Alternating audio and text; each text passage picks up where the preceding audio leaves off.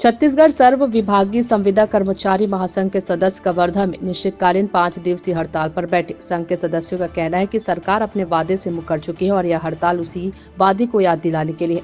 अगर 5 दिन के भीतर मांगों को पूरा नहीं किया गया तो 30 जनवरी से संघ के सभी सदस्य अनिश्चितकालीन हड़ताल पर बैठ जाएंगे और इसकी जिम्मेदारी शासन प्रशासन की होगी। कवर्धा से डॉक्टर मिर्जा की रिपोर्ट। किन मांगों को लेकर हड़ताल किया जा रहा है? हमारी एक ही मांग है मैम, सिर्फ नियमितीकरण।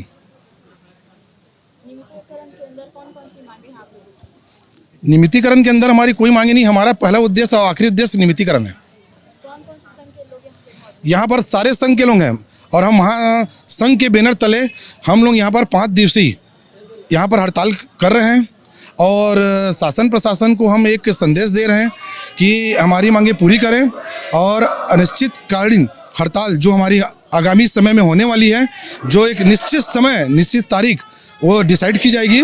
जो 26 तारीख को आदरणीय मुख्यमंत्री जी अगर किसी भी प्रकार की घोषणा नहीं करते और हमको किसी भी प्रकार का अगर आश्वासन नहीं देते हैं तो हम सारे संघ के लोग महासंघ बैनर के तले अनिश्चितकालीन हड़ताल में हम लोग विवश हो जाएंगे, जिसमें हमारे पूरे परिवार के लोग, पूरे संघ के लोग तन मन धन से हम वहाँ पर जाएंगे और नेतृत्व करेंगे। हड़ताल कितने दिन हो गए? अगर हड़ताल के बाद भी कोई हल नहीं निकला तो आगे क्या करें? मैंने बताया ना मैडम कि ये जो हड़ताल है निश्चित है, अनिश्चित नहीं है, निश्चित है। 5 दिन के लिए है।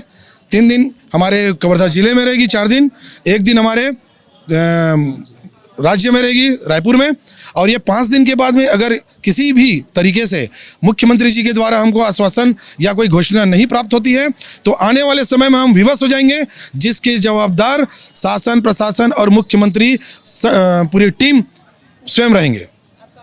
जेम्स जॉन, जिलाध्यक्ष NHM कबीरधाम।